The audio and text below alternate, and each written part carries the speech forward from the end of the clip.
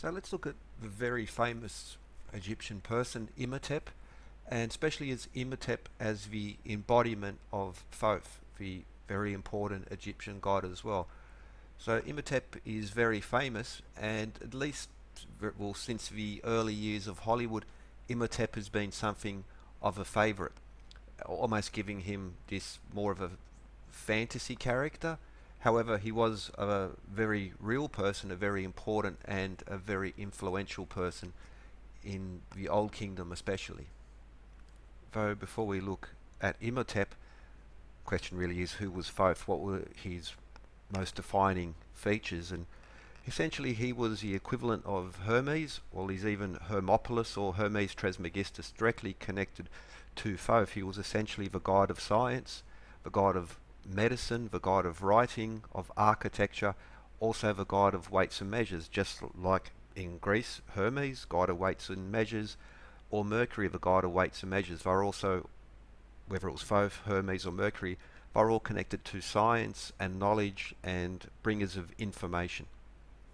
Thoth also played a very important role in the journey of the soul into the underworld according to the Egyptian tradition, and he would oversee the weighing of the feather of truth against the heart, and he'll be just shown as the scribe. He was also the god of writing who would write down this, and whether you could pass through or not had a lot to do with Thoth.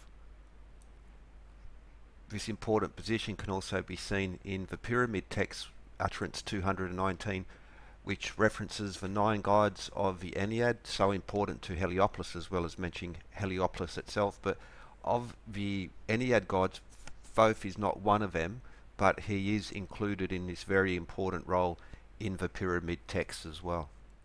Thoth is almost always, I think there might be a few exceptions, but as a general rule, he is always shown with the head of an ibis, the African white ibis, as you can see there. Now this is the Australian white ibis, which is almost a dead ringer for the African sacred ibis, and this is an important feature in regard especially to temples connected to Thoth.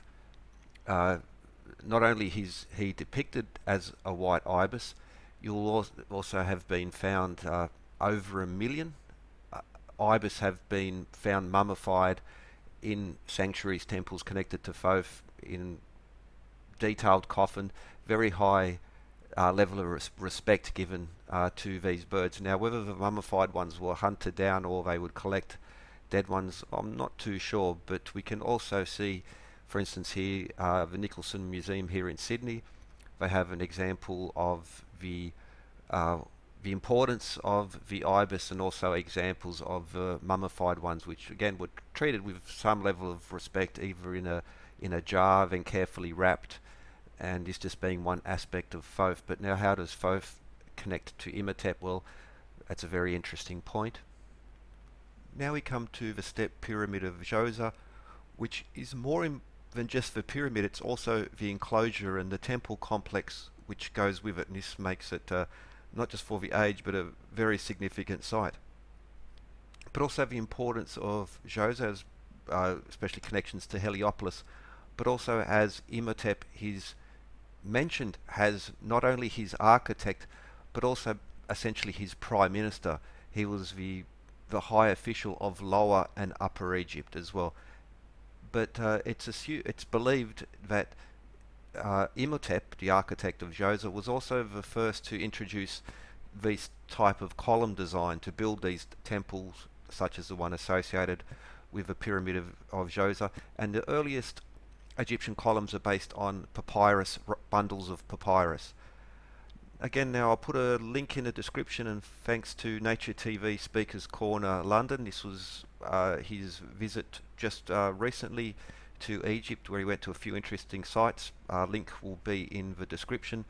But now we have the stepped pyramid. So, but it's not just the stepped pyramid. So prior to that, we had mastabas or benches, these rectangular, essentially like a big block, usually made of mud brick and then stone. But the step pyramid is special because the architect began with a mastaba and then added another and then added another portion. So it wasn't built as a true pyramid was, going up, but they found in the cross section. So the lower mastabas and the smaller were dressed with white limestone as if they were complete. Then another one was added, and it was dressed in stone. And even this dressing was then eventually lost beneath the larger structure. But it also, not just the temples on top and those enclosure walls make it quite significant, but as do the subterranean structures. It's a quite an interesting one as well. So it leads down underground, but there are also tunnels and shafts, and again, very interesting. The sarcophagus there as well, where inside was found the mummified remains, shows that the mummification process hadn't been done very well because it mostly had rotted away. But there were pieces of the body that were very well mummified, and then we see the mummification process is essentially perfected, and then later kings, the mummies are just perfectly preserved in that dried out way, of course not in a cryogenic sleep sort of way. But there we get some idea of how the internal structures are very complex underground, and also the enclosure walls and the temple complexes within the greater sanctuary of there, this being the work of the famous architect Imhotep, the architect of Djoser. Excavations in the 1920s, I believe it was, now off the top of my mind, but they found a statue of Djoser there. There you can see the base plate of it, and inscribed beneath it is Chancellor of the King of Upper Egypt, preeminent second in charge to the king in Upper Egypt, a hereditary prince, controller of the palace, the great seer or high priest of Heliopolis, Imhotep, builder and sculptor.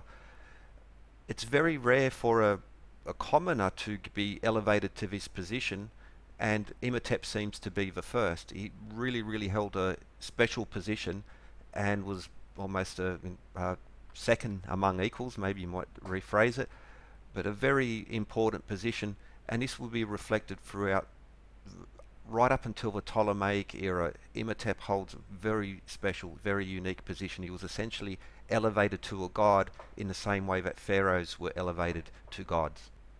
Another important reference to Djoser, but more especially Imhotep, is found on the famine stele, which by all accounts is of the Ptolemaic era, but it recounts a much older event in history going back to the third dynasty. And there was a famine where the annual Nile cycle collapsed, leading to a 7-year drought famine, over which Imhotep was the overseer who kept things going during that time. A 7-year drought, a famine, Nile. Well, might get the references there, might be disputed, but very interesting connection to say the least. And as late as the Ptolemaic Roman era, sanctuaries connected to Imhotep were especially revered, and the sick and the wounded would come there and offer all sorts of sacrifices. Lots of archaeological evidence that there were pilgrimages to the shrines of Imhotep, and by that point he had essentially been elevated to the level of Thoth, almost connecting. It would be hard to separate the two by that point. Greeks at the period also connected him to the god of healing, or Asclepius, which is one theory as to who the original inspiration for Asclepius was, and that being Imhotep. Not just an architect, not just a scribe, he was also very famous for being a healer. Imhotep might even be thought of as the first polymath, an astronomer, astrologer, physician, architect. So important in just generally what we would consider the fields of science, but also of administration. A very clever man, so clever that the Pharaoh Djoser thought to incorporate him and mention him on a level second only to him, which is very rare, and this was the first case where such a thing at least has been recorded. So not too much of a surprise that at least in later periods Imhotep would be considered to the equal of Thoth, described as Thoth, thought about him in that way, and possibly this might have extended back well before the Ptolemaic and later period.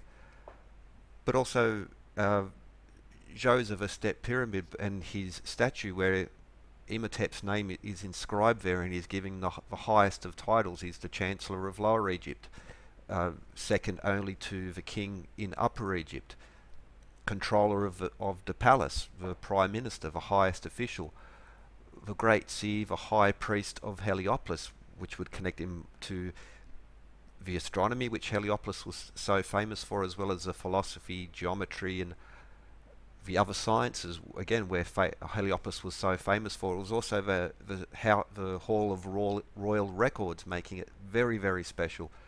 He was a builder and a sculptor, an artist and an engineer. Very high, very important, and he was referenced as such way back in Djoser's time. Now we come to Heliopolis, the temple of Ra-Atum, where the gods of the Ennead were born, considered the navel of the world, the center of the world, the Ben Mound being there, recently confirmed by geological surveys to confirm the older temple of Ra-Atum. And we even see that there's pieces from a chapel with the Pharaoh Djoser there found in Heliopolis, and he also mentions that Imhotep was the high priest of Heliopolis, which would make him the equivalent of the astronomer royal, as well as the keeper of the royal records. And so Imhotep is an engineer, astronomer, mathematician, record keeper, scribe, poet, and all of these aspects which are so often connected to Thoth being the inventor of these, and Imhotep having a special place amongst the ancient Egyptians up until the very last days of Egypt proper, that he would have this significance. So Imhotep's tomb is yet to be located, and virtually all the searching going back over 100 years has been in and around the Step Pyramid area, but pure speculation, I must admit.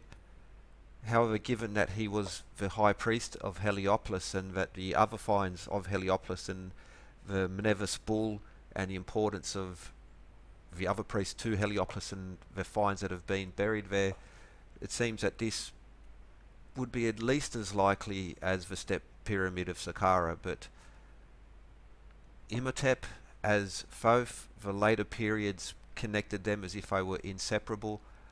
An architect, a polymath, an astronomer, held in high esteem by the Emperor Djoser, held in very high esteem, almost a pilgrimage to his locations was like a modern day Christian travelling to Lourdes or one of these other sites looking for healing. And well, that's pretty much the story for this video, and have a good one.